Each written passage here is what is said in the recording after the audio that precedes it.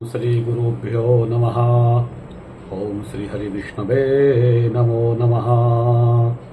ओम श्री महादेवाय नमः।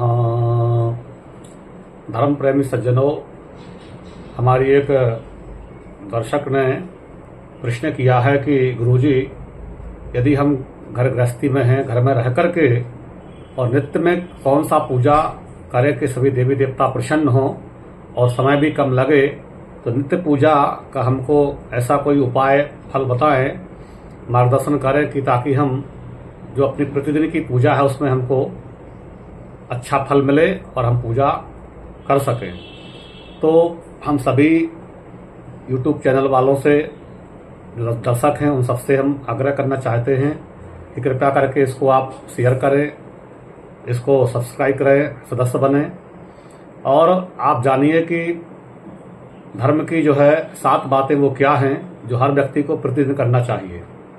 7 बातों में पहला बात ये है कि आप घर में जहाँ भी पूजा करते हैं स्वच्छ करके, शुद्ध मन से गंगा का आवाहन करके और आप पूजा करने बैठें तो कम से कम आप अर्घ जरूर दें, जलदान जरूर करें। जैसे कि आप गणेश जी को, आप शिव जी को, विष्णु जी को या सूर्य भगवान को, तुलसी माता को लोटा में, तांबे के पात्र में जल भर करके उसमें थोड़ा रोड़ी डाल दें और लाल फूल लेके सूर्य को ओम एहि सूर्य सहस्रांशो तेजोरा से जगत पते अनकंपम भक्त्या ग्रहणर्घ दिवाकरः, ऐसे 7 अंजलि दे करके और नित्य देना चाहिए सूर्य भगवान को, क्योंकि सूर्य हम लोग को प्रकाश देते हैं और पंच देवता हमको हमेशा हमारा पोषण करते हैं। हमको धन, धर्म, अर्थ, काम और मोक्ष चतुर्विध प्रसाद भगवान के पूजन से मिलती हैं। तो यदि आप इतना बड़ा मंत्र ना बोल सकें तो ओम सूर्यदेवाय नमः या ओम घड़ी सूर्याय नमः, इस तरह से भाव करके भी आप अर्घ को 7 बार दे सकते हैं और तुलसी मैया को आप जल अर्घ जरूर दें। तो आप पहला काम करें कि नित्य जल का दान करें, यानी अर्घ दान करें।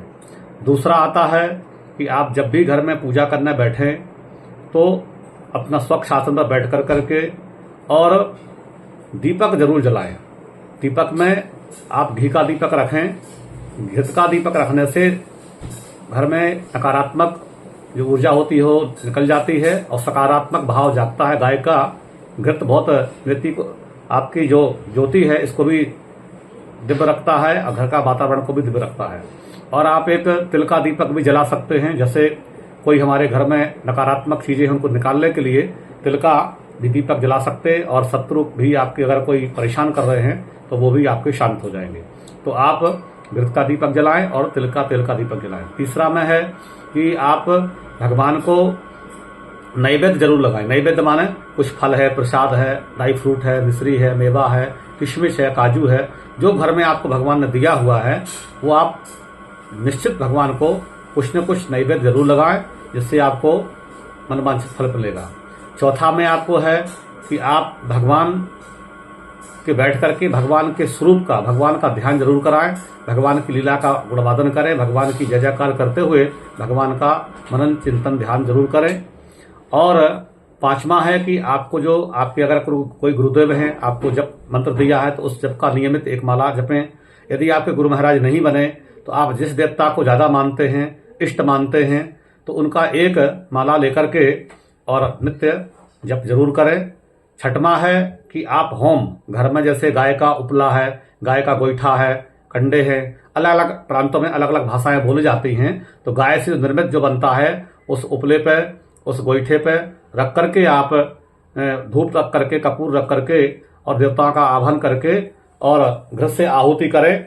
आहुति कम से कम 5 बार, 7 बार, 9 बार, 11 बार, जो आपका गुरु मंत्र हो, इष्ट मंत्र हो, उनका आप अवश्य ध्यान करें। और 6वां है कि आप जो आपके घर में पंच देवी देवता हैं, जैसे 5 देवताओं में गौरी गणेश, सूर्य, विष्णु और शंकर, इन 5 देवताओं का उपासना नित्य करें। अगर आप उपासना नहीं कर सकते तो उनका भाव करें, ध्यान करें कि हे गणेश जी, हे देवी जी, हे सूर्य भगवान, हे विष्णु भगवान, हे शिव जी, हमारा कल्याण करें। पंचायतन इनको बोलते हैं, पंच देवता का ध्यान करें। तो गृहस्थ आश्रम वाले को हमेशा पंच देवता का ध्यान चलते फिरते, उठते बैठते पूजन में अवश्य करना चाहिए। और उनका सातवां है कि आरती आपको पूजा के बाद कपूर का ही सही या दीपक का सही आरती अवश्य उतारना चाहिए। कई लोग क्या करते हैं कि एक ही दीपक जला के और वो भगवान को दिखाते, उसी से लास्ट में आरती दिखाते। ऐसा नहीं करना चाहिए।